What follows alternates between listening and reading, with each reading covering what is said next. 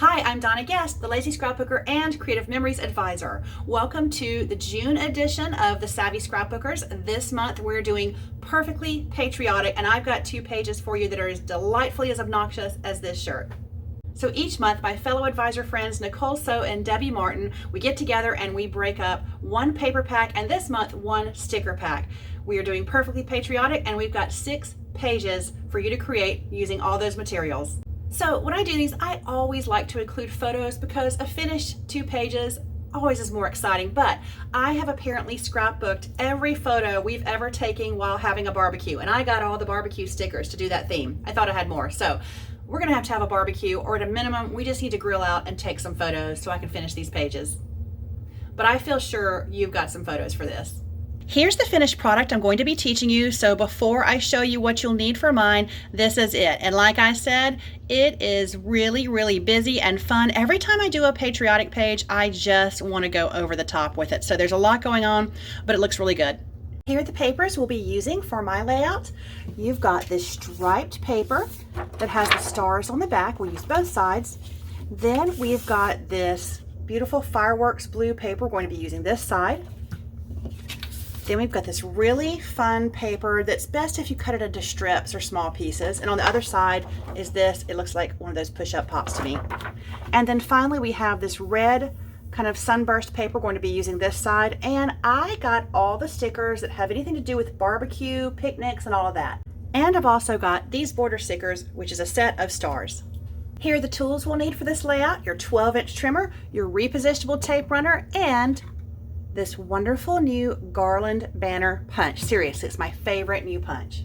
Let's start with the easiest paper first. We're going to cut this star paper, and since it has a direction on the other side with the stripes, let's look at this paper first so that we know we cut it right. We're going to cut 2 1/2-inch strips down the stripes so that we see all the stripes like this. So let your stripes be going horizontal, and take it over to 1/2 inch. And 1/2 inch is the first little grid line you see there. So we're going to do 2 of these, 1 for each page. This is a very symmetrical layout, just the colors are a little bit different. Now we're going to, well, we don't have to flip the paper over, we really don't, but I just felt the need to. We're going to cut 2 1/2-inch strips. I'm right-handed, so I always find it easier to push it over to the right so that I can hold it with my left hand and go with my right. If you're left-handed, you may feel the opposite. The rest of this we have available for photo mats, and it measures 8 by 12. So we're going to cut this, you can do it however you like it. I'm going to cut it down to 4 photo mats that measure 4 by 6. So that means I'll have to trim my photos a little bit. So if you don't want to trim your photos down, just realize you're going to be cutting less photo mats, fewer photo mats, but that's okay because you can always use some coordinating cardstock that you probably have on hand, I feel sure you do, and make the mats of the size. But this cuts 4 perfect 4 by 6 photos. And if you use digital photos, you know, they're going to be a little bit shorter anyway, so you just have to kind of cut them down on the smaller side. So this is what we've got from our first piece of paper. Okay, our next piece of paper is this really fun pattern that I would not put this as a background page. You can do whatever you like, but that is a little busy for me. And it probably is for most people, but this is great as a little accent here and there. So we're going to cut 2 1/2-inch strips again. Very simple. And we're cutting them vertically to show all those fun patterns because they're going to be vertical on our page. Now we have what I call the push-up pop page. I think that's what those things were called. I never was a fan, but they were so pretty. So this is where we're going to use our Garland Banner Punch. We're going to use these contrasting colors. Now you could do whatever you like. I mean, you know, it might look cool if I punched across this way. That could be pretty cool, but I'm gonna go with solid colors, and we're not gonna do a full 12-inch because, hey, we don't have a full 12-inch. We only have 9 inches here. So I'm going to punch red, and I'm going to turn around and punch the blue. And because of the way this paper is designed, it's going to have some of these little speckles in it, which looks really cool instead of just a solid color. And of course, when you start with these, you always want to start over here at the black line. That's super important with this one because it is a definite design, a definite pattern there. All right. We're going to do the red first, and this is a pretty intricate punch, so I'm really careful about how I pull that out and move to the next one, because because I don't want it to get stuck in there, but it seems to be working pretty great. And I've already gotten a lot of use out of this punch. Okay, so there's one. Obviously it didn't cut the whole thing, not a full 12 inches. We don't need it. We're gonna turn it around and do the blue, trying to get the most out of this paper that we can. Okay, easy, easy. I didn't say you need scissors, but I know you have them on hand. So I'm gonna snip off that little hair that's sticking off. It's just where I was a teeny tiny little fraction of a millimeter off with my punch. So it looks perfect. Now, don't throw away the trash on these. Look what we have. These make great little tabs that you can write on. Now the other side's a little bit too decorative. The blue's a little bit too dark to write on, but the red would be fantastic. And we've got a few of those. So if we wanted to put tabs on photos, we could do that, and I'll throw the rest away. But look how fun they look under a photo. Also, since I am doing barbecue, this would make a cute grill. One of my customers, Pam, figured this out. We were at my retreat and we were thinking of all the uses for this trimmer, and she said it looked like a grill, and it does. You know, I should be making a grill out of this. I have a sticker that's a grill, but wouldn't that look cute? Now for the rest of this piece of paper, I'm going to make a couple of photo mats, and I'm going to do 2 4x6 or 4.5x6 photos, because this is 9 inches long, so I don't have to really trim the digital photos very much. But I'm going to trim off some of the color and just use the white so it will really stand out. It's going to have some of these color speckles in it, so that will look really cool. But let's just trim off some of this, and you can throw this away or you can use it for something else. I would use it for something else. So I'm going to 6 inches. Now, if you wanted smaller photos, you could certainly have that and just have white. That is totally up to you. But now I'm going to cut this in half at 4.5 inches. So what I did there, let's look at that again. I cut off more blue than red, so there's a lot of red on here. If I had it to do again, I wouldn't do it that way. See what I did there? So I just trimmed off the color. We're not going to use this. You can use that elsewhere. And these make 2 4x6.5. Nope. Scratch that. Make 2 4.5x6 photo mats. And so that would work with most digital photos that come in a little bit shorter than 6 inches.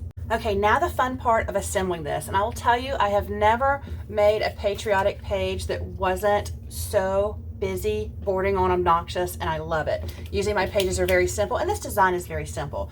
But when you're dealing with fireworks and red, white, and blue and barbecue, I just love the busyness of it. I think it's so fun. So we're going to put these at the top. Now I'm just basically creating a nice little canvas for you to put your photos wherever you like, but I'll give you some suggestions. So we're just going to leave a little bit of an edge up there, and we're going to do this one the same. So the colors are going to be different on the pages, but the layout is a mirror image. Now we're going to use these wonderful little banners, and we're going to do the opposite color. So red's going to go over here, and blue's going to go over here, and red's going to go over here on the blue. And they're going to kind of just hang down just a little bit, and we want to cut these off because we're going to use as much as we can. Don't really have to cut them off actually at all. We're just going to let it go all the way to the edge. And I'm going to use my silicone mat. If you don't have one of these, you can use some parchment paper or wax paper, just so that your repositionable tape runner doesn't get everywhere. So I'm just going to let it hang off just a little bit, so where the dots are close to the middle. There's some argument that you could put them directly in the middle. That's up to you. All right, so they're hanging off slightly there. Done with this. And now we can put on, we're going to do these. So they're going to go down where they're going to cover up the edge of this. So that pretty much dictates where they go. So these with the wonderful fun words and grills and all of that are going to go right here. And then I'll put one of these striped strips on the side. And they will tie in with our photo mats too. Thank goodness for repositionable tape. There we go. To be really careful, just a small strip to get it on there just right so that I don't put tape on my pages. So we're doing the same thing over here. There we go. Now we're ready for our photo mats and our embellishments. And as I said, I don't have photos. I've got to go out and get some because I want to finish these pages. You could even cut these down if you want to, if it's just a little bit too big. I did so many. I mean, we could do them like this if we wanted to and cover some of that up. You could do 2 photos on one page and some embellishments. You know, it is totally up to you. So I've given you some different options here, and there's a lot of ways that you could arrange this. And you can always cover some of this up if you need to. Now, don't worry about these going different directions, because you're going to be covering that up with a photo, you know, sort of like this. You're not going to see a whole lot of this. It's going to be a photo, which I'll, you know, put a fake photo on there in a little bit. So if you want a lot of photos, you can do that, or trim this down, or save this for embellishments. Totally up to you. I'm going to come up with something I like here. And of course, it could be different when I get my photos, but there's a lot of different things you could do with it depending on your photos. So I'm going to come up with something, and we'll put this one down. This is why I like to use repositionable tape, because that was so easy to pull back. I have this set of stars that honestly had gotten a little bit lost in my packet. I keep these in a simple power pocket, and it got lost, and I wanted to put it here. So, but I had to pull that back again. No harm done. I'm just putting a little repositionable tape there. It's perfect.